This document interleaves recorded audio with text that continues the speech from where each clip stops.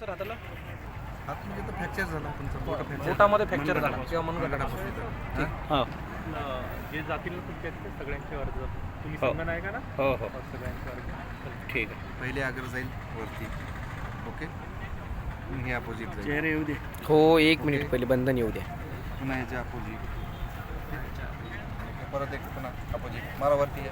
वरती का खाली? हो नाही, वरती खाली कसं.